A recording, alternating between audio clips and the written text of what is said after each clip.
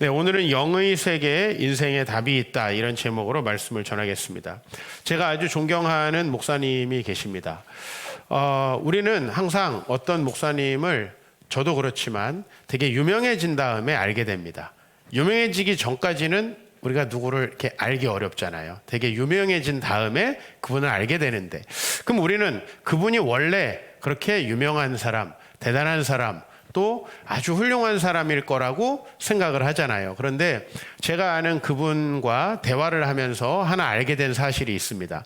정말 그분이 죽고 싶을 정도로 괴롭고 힘들었던 경험이 있었다는 사실을, 그리고 제가 알게 된 것은 그 경험 때문에 그분이 제가 지금 존경할 수 있는 그런 목사님이 되셨다는 걸 알게 됐습니다.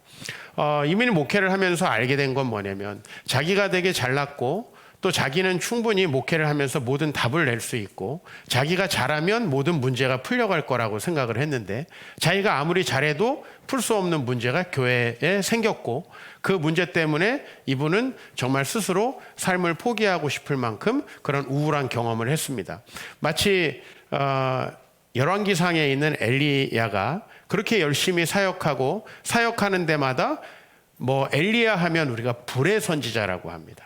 하나님의 불이 임하고 놀라운 역사가 있었지만은 자기가 해결할 수 없는, 도저히 자기가 지금까지 경험하고 생각했던 것으로는 해결책을 낼 수 없는 어떤 문제에 도달했을 때 그가 이제 진정한 그 하나님의 선지자로 이렇게 거듭나게 되는, 저는 그런 목사님들을 꽤 여럿 알고 있습니다.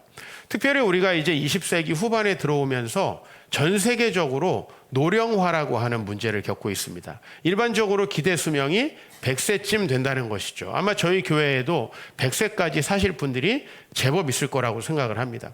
그게 아니더라도 저희가 한 8, 90까지만 산다고 해보죠. 지금 평균 수명이 84세 이상이 되었다고 하니까, 아주 어렸을 때 또 특별한 질병으로 중간에 돌아가신 분들이 평균을 까먹는다고 생각했을 때 일반적으로 저희가 90살까지는 살 수 있을 거라고 봐요. 그렇게 오랜 시간을 우리가 어렸을 때 경험한 것과 생각한 것으로 살아갈 수 있을까요? 영적인 거장들, 인생을 성공적으로 마무리한 사람들은요, 자기의 어렸을 때의 경험과 생각들을 한번 깨고 나오는 아주 특별한 경험들이 있었고, 성경에서는 그 경험을 주로 회심이라고 그렇게 이야기를 합니다. 우리가 유명한 기독교 작가나 아니면 여러분이 제가 이번에 냈던 서양 고전 관통의 28개의 작품의 저자들을 보면요, 대부분이 일찍 요절을 해요.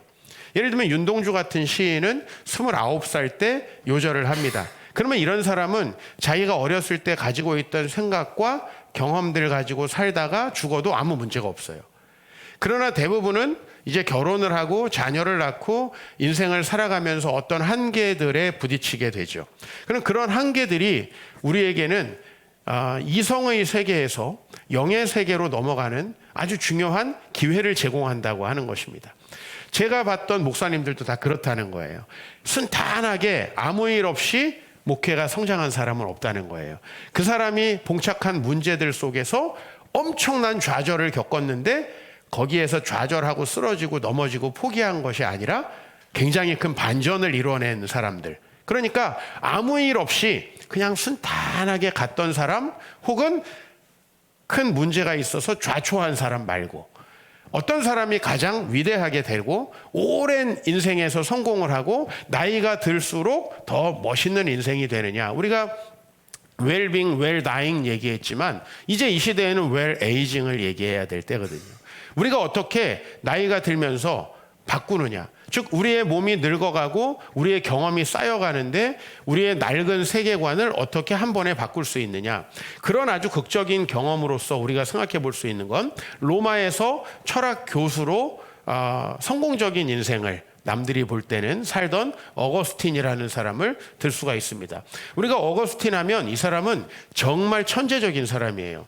책을 굉장히 많이 썼어요. 그러나 여러분들이 어거스틴이라는 사람을 딱 생각하면 참회록이라는 책을 주로 생각을 합니다. 그렇죠? 왜? 이 사람이 진짜 지식을 갖고 있었던 거는요, 공부를 하면 다 되는 거예요. 지식은 공부를 하면 대부분 도달을 합니다. 그러나 자기 인생을 정말 성공적으로 사는 건 공부해도 안 됩니다. 여러분이 이미 경험을 하셨듯이. 여러분, 우리가 운이 좋으면 돈을 벌 수는 있습니다. 그러나 행복한 삶은 그 돈으로 되지 않는다는 거죠. 많은 기독교인이 왜 이 어거스틴이라는 사람을 대단한 사람으로 여기느냐 하면 그 사람은 자기의 경험의 세계에서 한번 탈출하여서 진짜 영의 세계로 넘어간 경험이 있기 때문이죠. 그래서 이 사람은 철학 교수였는데, 철학이라고 하는 것이 뭡니까? 자기의 어떤 이론으로 이 세상의 이치를 설명하는 것이죠. 마치 과학자가 자기가 연구하는 분야에서 어떤 이치를 발견하여서 논문을 쓰는 것처럼 철학자는 이 보이지 않는 형이상학적인 세계 안에서 어떤 답을 찾습니다. 그런데 그 자신이 이 세상을 설명하는 완벽한 길이 있다라고 생각하던 이 어거스틴이 어느 날 문제가 생기기 시작하는 거죠. 그 문제는 뭐냐면 자기가 원하는 대로 살 수 없었다는 거예요. 그 원함은 이런 거예요. 우리 재현이가 먹을 걸 엄청나게 좋아합니다. 그러니까 우리 재현이는 주로 엄마나 아빠가 준 음식을 잘 먹지 않고요. 그래서 자기가 독특하게 뭔가 요리를 해 먹습니다. 근데 그것이 이 아이가 원하는 삶일까요? 그러니까 여러분들이 뭘 하고 싶어서 뭘 한다. 내가 지금 마음이 외로우니까 친구를 만나서 브런치를 먹으면서 하루 종일 대화한다. 그것이 잠깐 여러분의 마음을 행복하게 할 수 있지만 여러분의 영혼이 원하는 삶을 사는 데는 오히려 반대가 된다는 것을 여러분이 아십니까? 우리 영혼 깊은 곳에서 원하는 삶, 어거스틴도 자기의 철학에서 구현하는 마치 플라톤의 철인 같은 훌륭한 삶을 살고 싶었습니다. 근데 자기가 아무리 철학을 연구하고 유명해져도 자기가 원하는 삶이 안 되는 거죠. 여러분, 마음 깊은 곳에서 원하는 삶은요, 하나님이 우리를 창조하신 목적대로 살아가는 거예요. 그 삶은 너무나 풍요롭고 한 해 한 해를 돌아보면서 성장하는 나 자신이 너무나 기쁘고 행복한 그런 삶이고, 인생을 돌아봤을 때 내가 몇 가지 실수를 하긴 했지만 그 실수 때마다 배우고 성장한 삶이죠. 그런 삶이 정말 나를 행복하게 하는데 사실은 어거스틴은 그렇게 살 수 없었다는 거예요. 철학자로서 인생이 이러하다라고 가르치지만 자기는 그렇게 도저히 살 수 없는 문제를 발견했을 때 이 철학이 단지 이론에 불과하다는 것을 깨닫게 되는 것이죠. 그리고 이제 어거스틴이 자기가 평소에 말도 안 된다고 생각하던 그 어머니가 자기에게 항상 믿기를 원하던 그 신앙의 세계로 들어가게 됐는데, 그 신앙의 세계는 분명히 자기가 이성적으로 생각했을 때는 설명이 되지 않는 되게 어떻게 보면 조잡하고 되게 맹신적인 것이었는데, 그 신앙의 세계로 들어가고 난 다음부터 이 어거스틴은 자기 마음의 깊은 곳에서 원하는 삶을 살 수 있게 된 거예요. 여러분, 우리 어머니들 정말 좋은 어머니 되고 싶지 않으세요? 근데 아이를 키우면은 점점 망가져가는 여러분들을 보시지 않습니까? 우리 남편들, 정말 여러분들이 음란함의 노예가 되고 돈의 노예가 되고, 그 다음에 정말 때로는 불의한 그러한 회사에서 나쁜 일을 해서라도 돈을 벌 수밖에 없는 그런 삶을 살고 싶습니까? 그런 삶을 살고 싶은 사람 없을 거예요. 우리 청소년들, 오늘 일부 예배 때 예배를 드리는데 이 아이들 되게 다양한 성격을 가지고 있지만 전부 다 자기 미래를 잘 준비해서 좋은 삶을 살고 싶은 생각을 가지고 있어요. 예? 제가 편지를 받아보면 편지 내용은 다 되게 좋아요. 근데 그대로 살 수 있는 사람은 거의 없다는 거예요. 왜 안 되느냐? 안다고 해서 살 수 있는 게 아니라는 거죠. 이런 삶이 좋은 삶이야 라고 알아서 그게 사라지나요? 저는 그런 삶을 20살 때 경험을 하게 된 거예요. 내가 원하는 대로 살 수 없는, 물론 그 원하는 건 내가 술 먹고 싶으면 술 먹고, 자고 싶으면 자고, 놀고 싶으면 놀고, 우리 재현이처럼 먹고 싶은 것들을 만들어 먹는 것이 아니에요. 제가 진짜 원하는 삶은 내가 나 자신을 봐도 뿌듯하고, 내가 다른 사람에게도 내세울 수 있고, 내 삶을 통해 또 다른 사람들이 좋은 영향력을 받아서 아름다운 인생을 살아가게 되는 게, 그게 제가 원하는 삶이었는데 그게 전혀 안 된다는 것을 제가 발견하는 거죠. 이랬을 때 여러분, 우리는 이렇게 생각하기 쉬워요. 아유, 인생이 다 그런 거지 뭐. 그러나 성경은 그렇게 얘기하지 않습니다. 여러분 모두가 지금보다 월등하게 나은 훨씬 더 좋은 삶을 살아갈 수 있다라고 얘기하고 그 답을 여러분에게 주고 있다라는 거예요. 오늘 우리가 베드로의 이야기를 봅니다. 여러분이 깊은 곳에 가서 그물을 던지라는 예수님 말씀 듣고 그물을 던져가지고 찢어지게 고기를 잡았다. 그죠? 이 얘기는 너무 많이 들어보신 얘기일 거예요. 혹시 이 얘기가 생소하더라도 이 얘기는 전혀 어려운 얘기가 아니에요. 오늘 누가복음 본문에서 예수님은 계속 말씀을 가르치십니다. 그렇게 예수님의 말씀을 듣던 사람 중에 한 사람이 누구냐면 베드로라는 사람이었어요. 근데 어느 날 이 베드로가 그 말씀을 듣는 과정 속에서 이제 자기는 어부니까 고기를 잡습니다. 그런데 이 베드로에게 어느 날 이런 일이 있었던 거죠. 자기가 고기 잡는 데는 전문가 아니에요? 자기는 분명히 이렇게 하면 고기를 많이 잡을 수 있을 거라고 생각했는데 고기를 전혀 잡을 수 없는. 그죠? 여러분, 막 교육학 박사예요. 막 아이들을 이렇게 하면 잘 가르칠 거라고 막 생각했어요. 근데 했더니 안 돼요. 뭐 이런 경험들이죠. 목회를 저도 20년 이상 했는데, 그렇죠? 이렇게 설교를 준비하면 잘할 것 같았는데 어느 날 망한 거죠, 완전히. 그죠? 뭐 그런 비슷한 어떤 경험들. 예? 어떻게 보면 자기 머리를 믿고 공부해가지고 그동안에 승승장구 학위를 받았던 사람이 어느 날부터 자기가 머리가 백지 상태인 것 같은 것을 경험하는 어떤 그런 경험들. 내가 지금까지 해왔던 것들이 더 이상 작동하지 않는 어떤 순간에 부딪힌 거죠. 그게 바로 고기를 잡지 못하는 시점인 거예요. 근데 예수님이 뭐라고 하냐면 깊은 곳에 가서 그물을 던지라고 합니다. 밤이 샌 다음에. 여러분, 예수님의 직업이 뭐죠? 직업이라고 하긴 그렇고 어렸을 때부터 예수님은 누구 아들로 자랐죠? 목수잖아요. 목수가 어부한테 와가지고 그렇게 하면 고기 안 잡히지. 지금 이렇게 하고 있는 거예요. 예? 여러분, 제가 좀 우리 기도하자 그러면 목사님 제 남편이랑 살아보셨어요? 못 살아봤지 물론. 목사님 우리 사장님 한번 만나보실래요? 안 만나봤어요 나는. 목사님 직장 다녀보셨어요? 뭐 직장 비슷한 조직 안에 있긴 했지만 직장을 다녀본 적은 없습니다. 그렇게 얘기할 수 있을 것 같아요. 근데 베드로에게 있었던 어느 날 실패의 경험 속에 예수님이 깊은 곳에 가서 그물을 던지라고 하는 거죠. 사실 예수님은 지금 고기 잡는 법을 알려주는 것이 목적이 아니에요. 제가 여러분에게 그거 한번 바꿔보시죠 라고 얘기할 때 저는 여러분의 직업도 잘 모르고 여러분의 직능상 또 여러분의 아이가 어떤 아이인지 저는 여러분들처럼 많이 알고 얘기하는 건 아니에요. 그러나 일종의 선문답 같은 것이죠. 지금 예수님은 베드로에게 고기 잡는 걸 알려주고 싶어요? 아니면 베드로를 변화시키고 싶어요? 변화시키고 싶은 거예요. 베드로가 이제 앞으로 미래를 살아가는 데 있어서 전혀 다른 계획을 하나님이 가지고 계신데 그 계획 속으로 지금 베드로를 부르고 있는 것이라는 거죠. 그랬을 때 오늘 베드로가 뭐라고 그랬냐면은 선생님 우리들이 밤이 새도록 수고하였으되 잡은 것이 없지만은 아마 이런 것 같아요. 제가 어렸을 때 저희 아버지랑 낚시를 간 적이 있는데 밤 낚시라는 걸 합니다. 그죠? 그럼 밤에 가면은 이제 저녁쯤에 이렇게 조그마한 보트를 타신 어부들이 거기다가 낚시를 내려요. 줄에다가 낚싯바늘이 있는데 거기다 미꾸라지 같은 그런 살아있는 미끼를 껴가지고 이렇게 쫙 해요. 그러면 이게 이 물고기들 있잖아요. 뭐 메기를 비롯해서 이런 장어나 이런 애들은 밤에 활동을 한대요. 밤에. 그러니까 저녁 때 놓고 아침이 되면 그걸 걷는데 거기서 막 고기들이 막 잡혀 올라와요. 이 사람들에게 낮에 하라 그러면 뭐라 그러냐면 낮엔 고기가 안 잡힌다고 해요. 베드로는 고기 잡는 전문가입니다. 밤새도록 잡아야 고기를 잘 잡히는 걸 알고 있고 어느 포인트에 던지면 고기가 잡히는지 다 알고 있습니다. 그런데 작동을 안 하는 거죠. 우리 하나님은 지금 뭘 얘기하고 있냐면 야, 네가 나름대로 잘 살았지.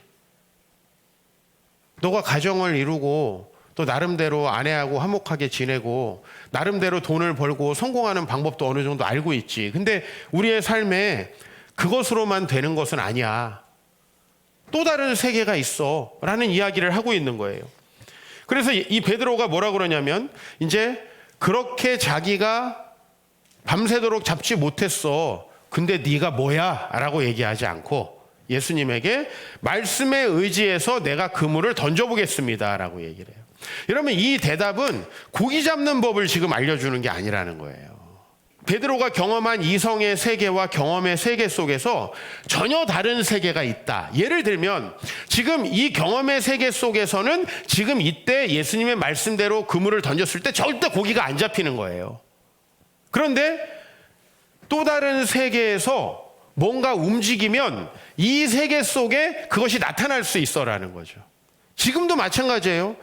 갈릴리 호숫가에서 예수님이 깊은 곳에 그물을 던지라고 했으니까 깊은 곳에 그물을 던지는 어부는 없답니다. 왜? 이거는 유저한 그런 고기 잡는 방법이 아니기 때문에. 그런데 하나님께서 베드로를 부르시는 거죠. 이때 베드로가 바로 말씀에 의지하여 그물을 내립니다. 자, 그런데 그 어떤 일이 벌어졌어요. 고기를 잡은 게 너무 많아가지고 다른 배, 여기서 다른 배는 요한과 야고보의 배였을 것 같아요. 옆에 있는 다른 배 사람들까지 불러가지고 두 배에 고기가 가득하게 되었다라고 이렇게 이야기를 해요. 자, 여기까지 보면 아주 운수 좋은 날로 끝날 수 있겠죠. 그런데 이제 오늘 본문은 여기서 끝나지 않고요. 8절로 넘어갑니다. 시몬 베드로가 뭐라고 하냐면 예수의 무릎 아래 엎드려 이르되 주여 나를 떠나소서 나는 죄인이로소이다. 우리가 신앙생활을 하다 보면 뭔가 목사님이 기도해줘서 좋은 일이 일어날 수도 있고 여러분 주변 사람들이 기도해줘서 병이 나을 수도 있습니다. 그런데 우리는 대체로 거기에서 다시 원래 상태로 돌아갑니다. 원래 상태로. 근데 그 우리의 영적인 경험들이 우리에게 보여주는 것은 뭐냐면 네가 지금 생각하고 경험한 대로 살아가던 그 세계 속에서 벗어나라고 하는 거거든요. 그걸 우리가 영의 세계라고 한번 오늘 해보겠습니다. 다른 식으로 정의할 수도 있겠지만 시몬 베드로가 나는 죄인이로소이다 합니다. 그날 갑자기 물고기를 잡고 보니까 내가 옛날에 거짓말했던 기억, 그 다음에 다른 사람들에게 물고기 근수 잘못 따라가지고 판 기억 막 이런 게 생각났을까요? 여러분 어땠을 것 같습니까? 이 베드로의 느낌, 내가 죄인이라고 할 때 내가 옛날에 막 음란물을 봤던 그 기억, 물론 이런 것도 들어갈 수 있습니다. 그러나 좀 더 크게 오늘 내가 할 수 없는 일이 또 내가 불가능하다고 생각한 일이 예수 그리스도를 통해서 말씀한 것을 순종해 보니까 이루어질 수도 있네. 예를 들면 쉽게 말하면 이런 거예요. 내가 분명히 다른 사람들을 도우면 성경에서는 복을 받는다고 하지만 우리는 그걸 쉽게 받아들이기 어렵죠. 왜? 다른 사람을 도우면 통장에서 잔고가 빠져나가니까. 그런데 그 일이 진짜로 일어나네. 나는 이 자녀를 이렇게 키워야지만 잘 될 거라고 생각하고 엄청 키웠는데 아니야. 오늘 내가 이 자녀들을 마치 물고기 잡으러 갔다가 허탕친 것처럼 이렇게 키워봤자 별 소용 없네라고 느끼고 있는데 예수님이 그 아이를 하나님께 맡겨봐 라고 얘기했는데 정말 내가 전혀 평소에 생각하지 못했던 방식으로 했는데 놀라운 일이 일어난 거죠. 어떤 열매가 있었던 거죠. 그 아이가 정말 너무나 마음이 행복해지고 또 그 아이가 너무나 사회생활을 잘하게 되는 어떤 아이로 변했다라고 생각했을 때 무슨 생각을 하는 거냐면 내가 옛날에 도둑질하고 거짓말하고 폭행을 한 사건이 생각난 게 아니라 베드로는 자기의 생각 속에만 갇혀서 신앙생활을 했던 생각이 나는 거죠. 신앙생활을 하긴 해요. 교회에 정기적으로 나와야 되니까. 그러나 내 생활의 습관들은 여전히 내가 생각하는 거예요. 여러분 아이가 아파요. 그럼 어떻게 해요? 어떻게 해요? 병원 가죠. 그렇죠? 그 다음에 마음이 허전해요. 어떻게 해요? 외로워요. 어떻게 해요? 친구를 만나서 엽기 떡볶이를 먹는 거예요. 우리 그렇게 반응하잖아요. 그렇죠? 누가 나를 짜증나게 했어요. 그럼 어떻게 해요? 신세계백화점으로 가는, 짜장면 먹나? 그럴 때는 신세계백화점으로 가는 거예요. 그래서 내가 사고 싶은 거를 나를 위해서, 수고한 나를 위해서 선물하는 거예요. 어떤 우리가 일정한 패턴이 있다라는 거예요. 여러분이 생각한 어떤 패턴이 있다라는 거예요. 경제적으로 좀 부족해요. 마이너스가 되는 것 같아요. 이제 나도 더 돈을 벌 수 있는 어떤 뭔가 방법을 찾아봐야겠다. 이게 우리 아주 일반적인 방법이에요. 내가 어떤 벽에 부딪혔을 때 내가 이성적으로 생각할 수 있는 방식으로 여러분들은 여전히 살아간다는 거죠. 영의 세계를 갈망하지 않기 때문에. 그죠? 근데 그런 한계들은요, 때때로 하나님이 여러분을 또 다른 세계로 인도하는 것이라는 거예요. 베드로는 내가 지금까지 전문적으로, 왜 고기 잡는 건 베드로 전문이잖아요. 베드로가 전문이잖아요. 목사들이 제일 안 바꾸려고 하는 게 뭔지 아세요? 설교 스타일. 전문이잖아요. 이거는 계속 한 거잖아요. 그런 것들을 변화시키려고 하는 분들을 보면 저는 좀 소망을 가져요. 그래서 오늘 베드로는 무슨 생각을 하게 된 거냐면, 내가 경험의 세계 속에서 옳다 그르다, 이건 된다 안 된다 판단했던 자기 자신을 자각하게 된 거예요. 나는 이런 일이 생기면 이렇게 반응한다라는 연결고리가 있잖아요. 우리 여러분들이 마음이 힘들면 이렇게 한다라고 하는 반응이 있잖아요. 외로우면 어떤 친구를 만난다, 어떤 반응이 있잖아요. 그죠? 근데 그런 반응들에 의존했던 자기 자신을 생각하는 거죠. 그래서 영의 세계를 깨닫게 되는 거예요. 그래서 오늘 이 사건 이후에 베드로는 자기가 죄인이라고 얘기를 한 거예요. 이건 뭐냐면 자기가 생각하는 그 이성의 세계에서 모든 인생의 답을 찾으려고 하니까.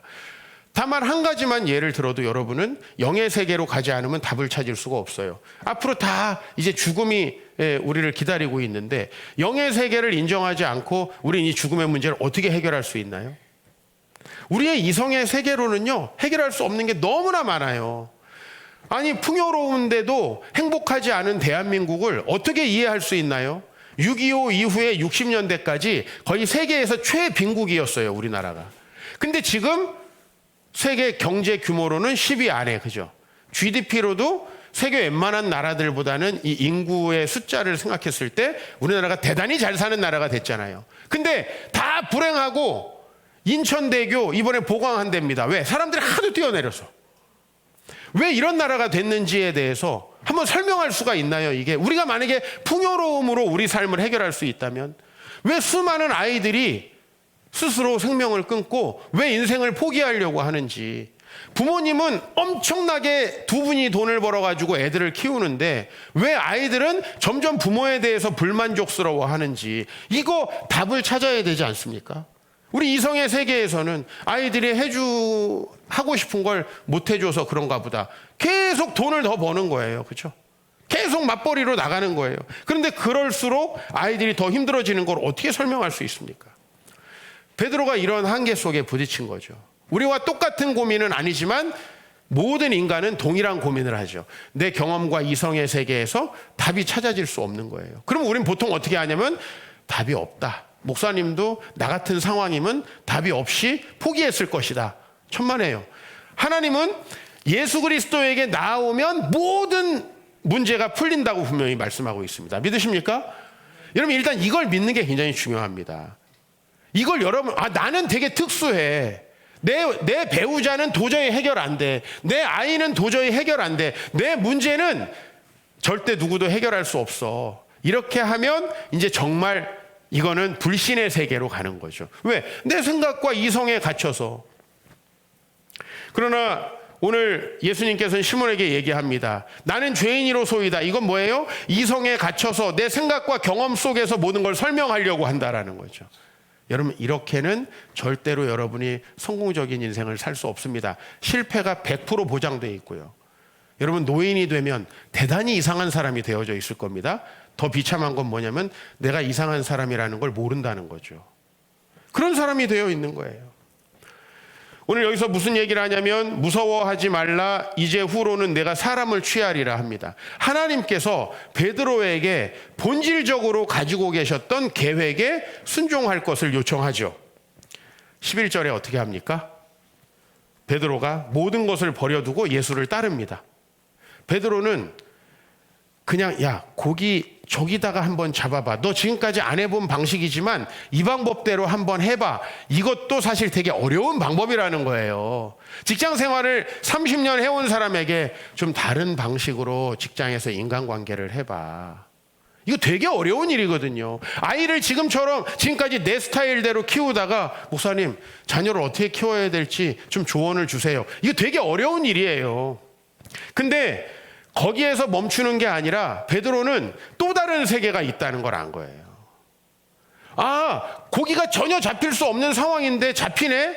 내가 지금까지 살아오던 방식을 고수하지 않아도 더 잘 될 수 있겠네? 이 세상에서 내가 보고 내가 알고 있는 인과관계로 연결된 그 법칙이 우리를 지배하지 않을 수 있겠네라는 생각을 하게 되는 거죠. 거기에서 무엇을 누리냐면 우리는 자유함이라는 걸 누립니다. 자유함은 뭐냐면 여러분들을 인과관계로 속박하고 있는 것으로부터 벗어날 수 있다는 거죠. 지난번에 수가성 여인 얘기했지만 이 사람 뭐예요? 외로우면 남자 만나고 그분은 방식으로 문제를 해결해 왔던 거죠. 이걸 끊을 수가 없으니 남자의 숫자가 하나, 둘, 셋, 넷, 다섯 늘어나는 거죠. 그렇게 늘어나면서 이 사람은 점점 더 평판이 좋아지지 않고 그렇게 하기 때문에 사람들과 더 단절돼서 외로워지는 거죠. 목사님, 외로워서 사람 만나는 게 뭐가 문제입니까? 내가 맛있는 거 먹고 싶어서 맛있는 거 먹으러 가는 게 뭐가 문제입니까? 바로 거기에 굉장히 큰 답이 있습니다. 그 고리를 끊어내지 못하면은요. 신앙은 어떤 신비한 어떤 영역에서 일어나는 게 아니라 이런 일상 속에서 자기를 자각하는 겁니다. 절대로 그때 깊은 물에 그물을 던지지 않을 사람이 베드로인 거죠. 근데 이 사람이 거기다가 그물을 던져보는 거죠. 히브리서 11장 3절로 가서 우리가 다시 이 경험을 해석해 보겠습니다. 같이 읽어볼까요? 믿음으로 모든 세계가 하나님의 말씀으로 지어진 줄을 우리가 아나니 보이는 것은 나타난 것으로 말미암아 된 것이 아니니라. 이제 우리는 우리가 생각하고 납득할 수 있고 서로 연결되어 있는 인과관계를 좀 깨보도록 하겠습니다. 이 세상의 법칙은 주로 이제 뉴턴과 아인슈타인과 그 이후 사람들이 만들어놓은 양자역학으로 설명이 됩니다. 그죠? 이게 이제 지금 우리에게는 아주 중요한 일이 됐죠. 그러나 여러분이 왜 살아가야 되는가 하는 게 아인슈타인의 E는 mc제곱보다 100배, 1000배 중요합니다. 여러분에게. 안 그렇습니까? 아인슈타인 몰라가지고 사는데 문제 있어요?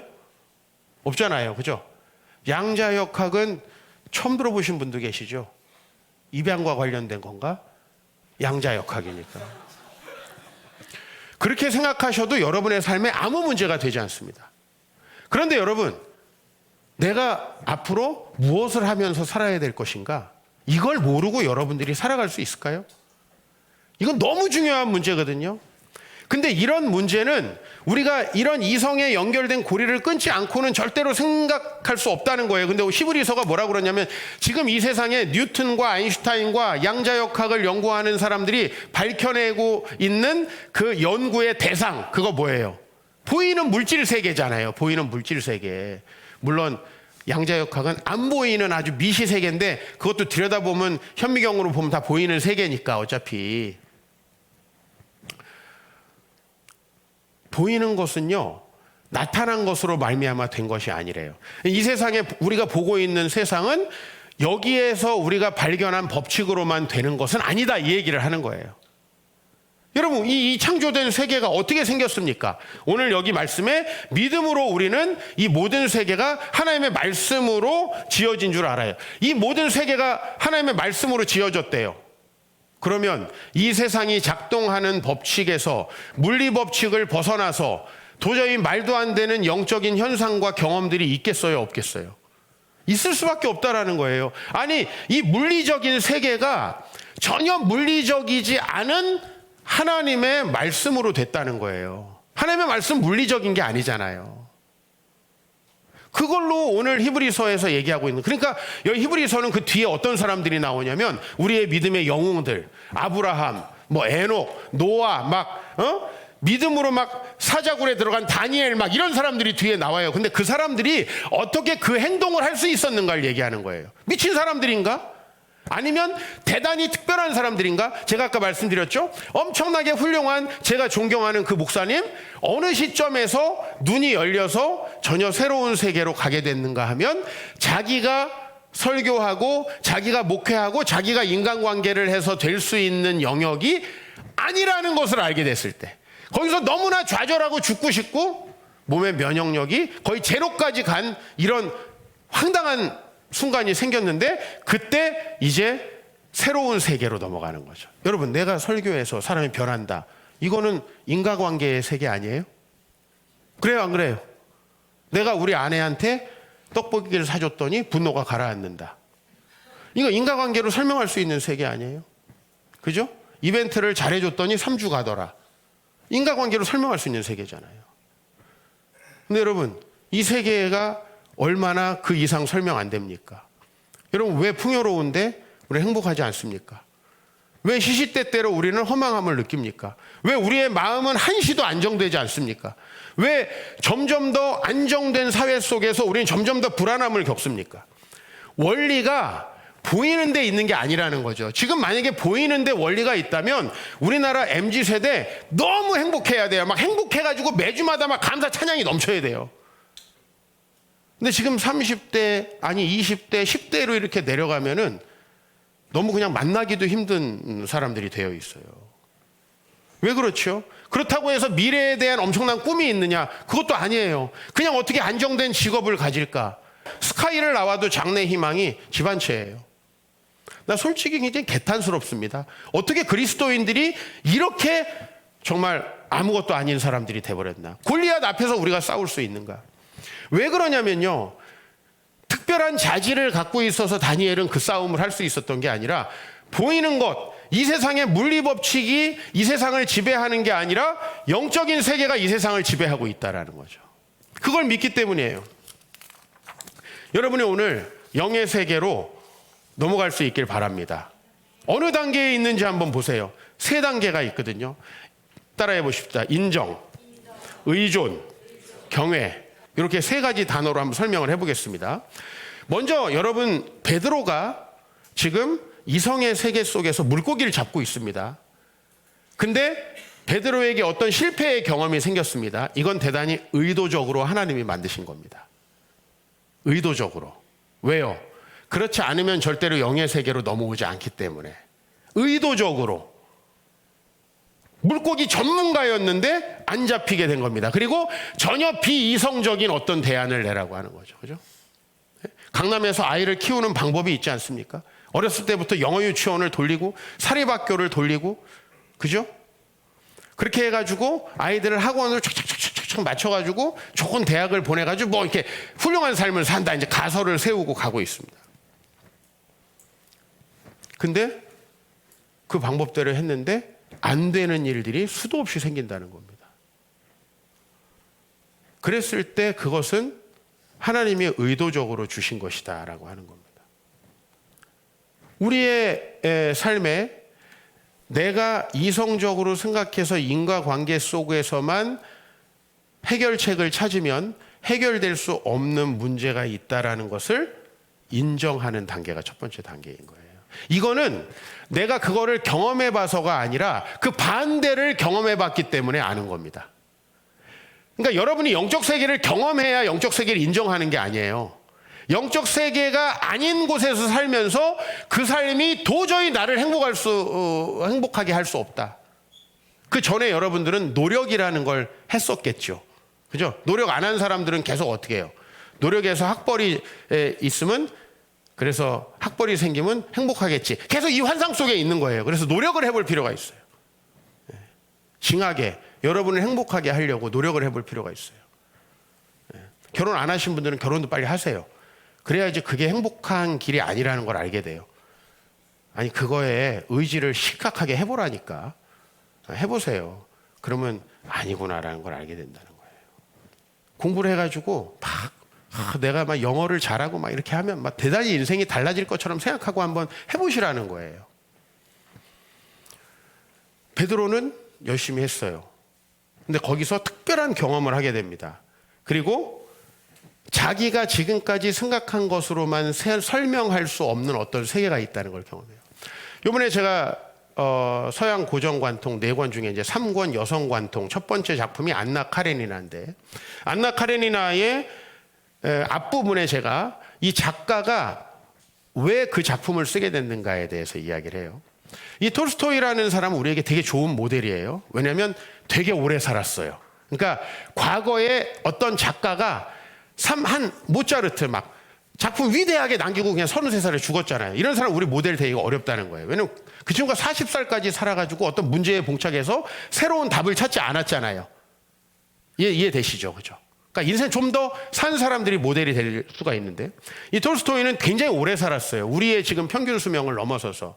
근데 이 사람이 그러면 어떤 삶을 살았냐? 이 사람은 정말 돈 많은 귀족이었어요.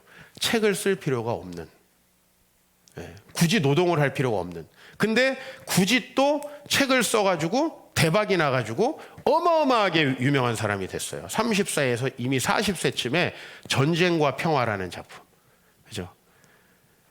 우리가 읽기도 어려운 걸 이 사람 썼어요. 그래서 일약 스타가 됐어요. 뭐 돈, 명예 부족한 게 없었고, 거기다가 자녀도 13명이나 낳았어요. 그러니까 이 사람은 부족한 게 없는 사람이었어요. 근데 이 사람이 40세가 넘어서서 이제 안나 카레니나를 집필하고 있는 중에 심각한 문제에 봉착했어요. 그 부분을 좀 제가 고백록에서 빼서 읽어드릴게요. 이성에 기초한 길을 따라가서는 삶을 부정하는 것 이외에 다른 것을 발견할 수 없다는 것을 나는 이미 알고 있었습니다. 하지만 신앙 속에서 발견한 것은 오직 이성을 부정해야만 받아들일 수 있는 것들 뿐이었고, 이것은 내게는 삶을 부정하는 것보다 한층 더 불가능한 일이었습니다. 그러니까 자기가 많은 수입을 얻고 유명해지고 부족한 게 없고 많은 자녀들을 낳아서 남들이 볼 때는 모든 행복한 조건을 다 갖춘 거죠, 당시 러시아 사회에서.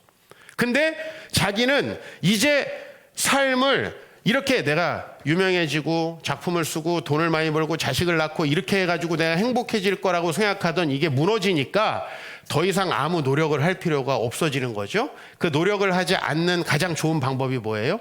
삶을 중단하는 거예요. 그래서 실제로 자살을 심각하게 고민을 한 거예요. 그래도 용기 없어가지고 우린 그냥 살잖아요. 이 사람은 진짜 답이 없으면 했을 것 같아요. 대단한 열정이 있는 사람이잖아요. 근데 이 사람의 문제는 뭐냐면 자기가 지금까지 이 사람의 이성이 얼마나 탁월한지는 전쟁과 평화를 읽어보시면 돼요. 저는 그걸 다루지 않았어요. 왜? 이 사람이 이제 이성의 세계에서 영의 세계로 넘어온 이후의 작품, 넘어오는 중간에 쓴 카레니나하고 이제 부활, 이 두 개를 저는 이제 여러분들에게 소개한 거예요. 우리 작품 속에서는. 근데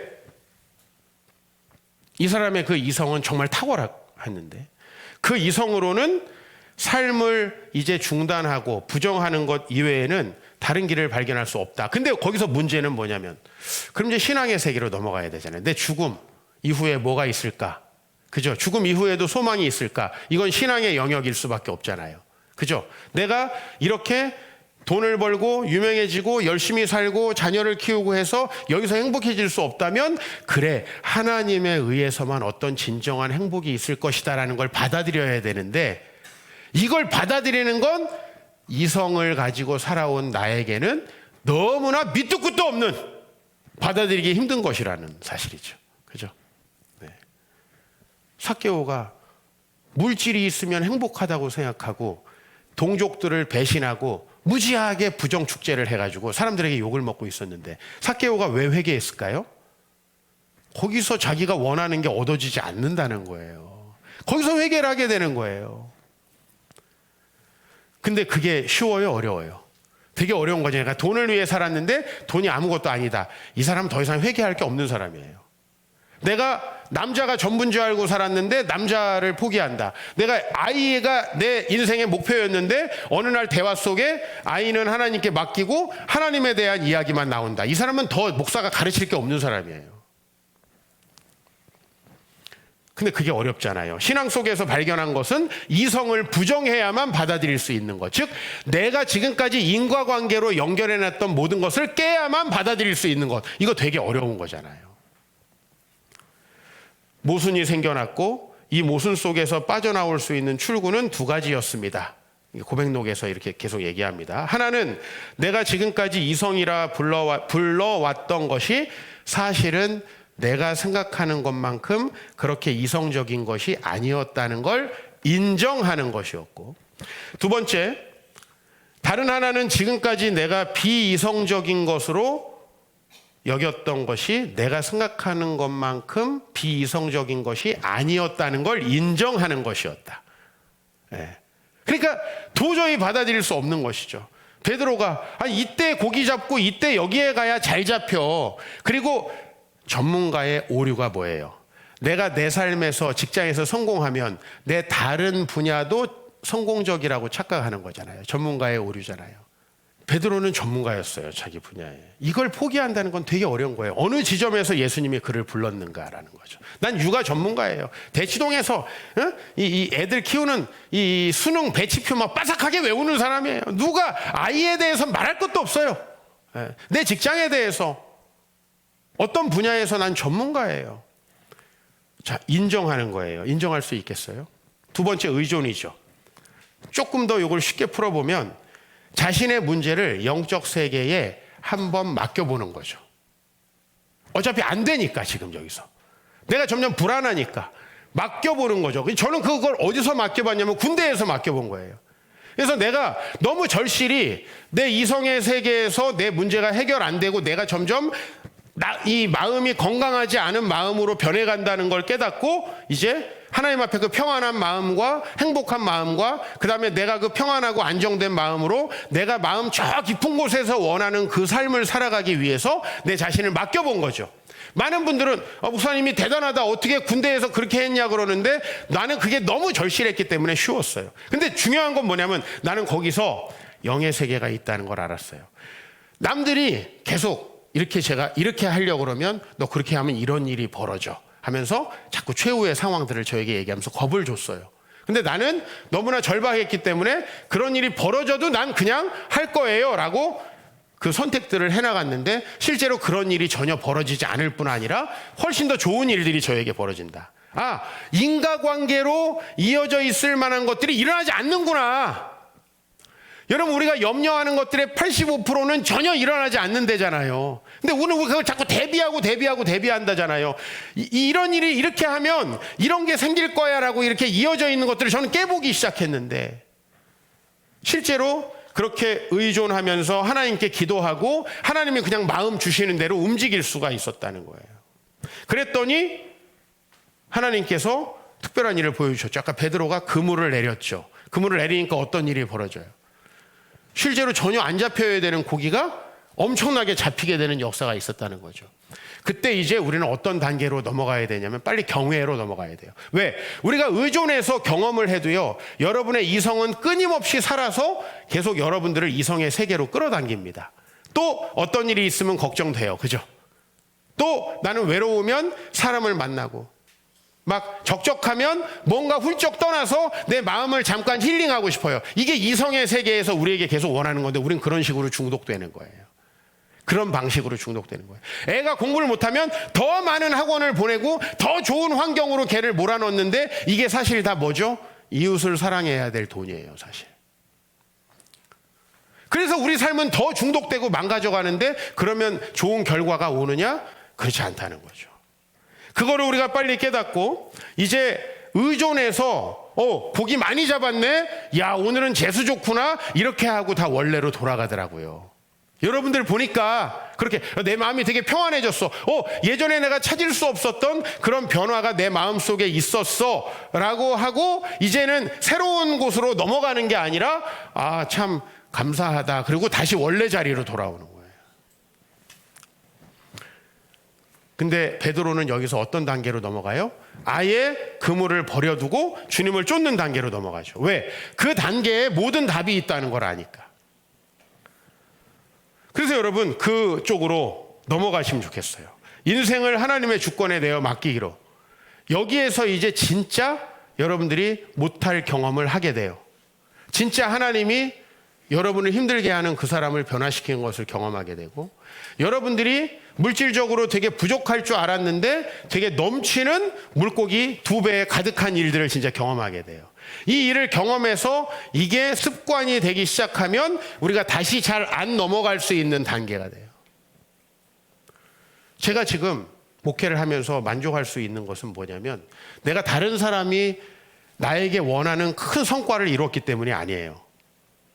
그게 아니라 내가 한 해를 지나가면서 성장하고 있다는 걸 느끼고 내가 내 시간을 내 마음 저 깊은 곳에서 원하는 대로 쓸 수 있게 된다는 거예요. 예를 들면 여러분 너무 나는 열심히 뭔가 하고 싶었는데 여러분 마음이 공허하고 여러분 마음이 외롭다 보니까 쓸데없는 시간을 낭비하는 경우가 우리가 얼마나 많아요. 그게 그게 싫잖아요. 우리는 싫으면서도 그 방법을 계속 고수하잖아요. 그렇지 않을 수 있기 때문에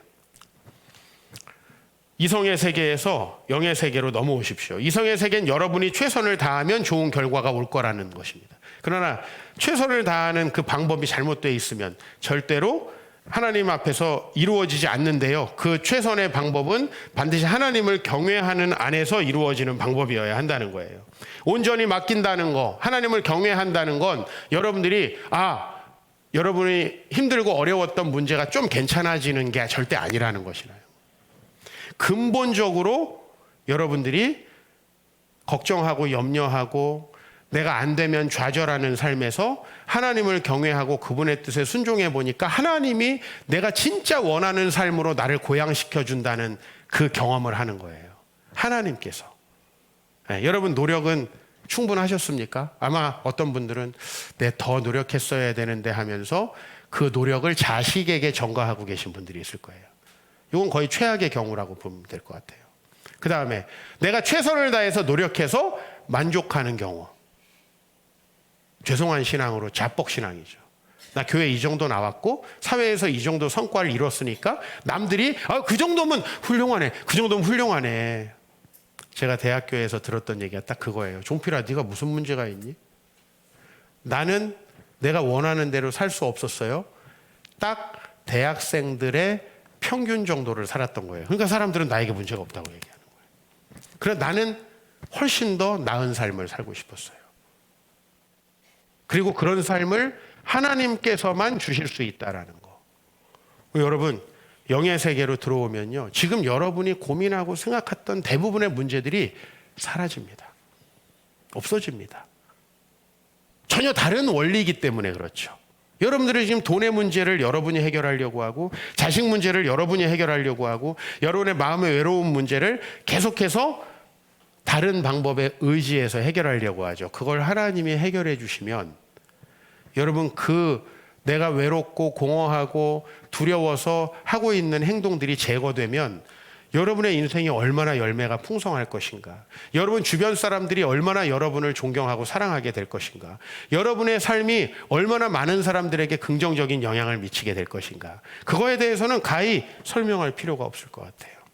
영의 세계로 하나님을 경외하는 세계 들어오십시오.